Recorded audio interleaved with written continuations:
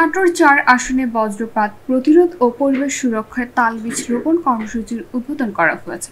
শুক্রবার ১২ সেপ্টেম্বর সকালে কর্মসূচির উদ্বোধন করেন বাংলাদেশ জামায়াতে ইসলামী মনোনীত জাতীয় সংসদ সদস্য প্রার্থী মাওলানা আব্দুল হাকিম। প্রধান অতিথির বক্তব্যে মাওলানা হাকিম বলেন, বজ্রপাত আজ আমাদের দেশে একটি মারাত্মক প্রাকৃতিক দুর্যোগে পরিণত হয়েছে।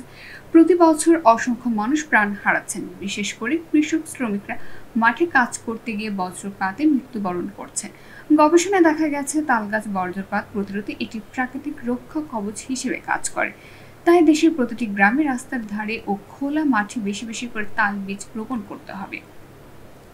তিনি আরও বলেন, শুধু বজ্রপাত প্রতিরোধ নয়, তালগাছ পরিবেশের ভারসাম্য রক্ষায় গুরুত্বপূর্ণ ভূমিকা পালন করে। এটি বায়ু দূষণ কমায়, ছায়া দেয় এবং ফল থেকে মানুষ পুষ্টি পায়।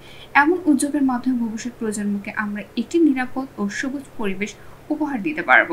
এ সময় স্থানীয় সমাজের বিভিন্ন শ্রেণী পেশার মানুষ, রাজনৈতিক নেতাকর্মী, কৃষক ও শিক্ষার্থীরা উপস্থিত ছিলেন। সবাই হাতে তাল বীজ নিয়ে রোপণ কার্যক্রমে অংশগ্রহণ করেন।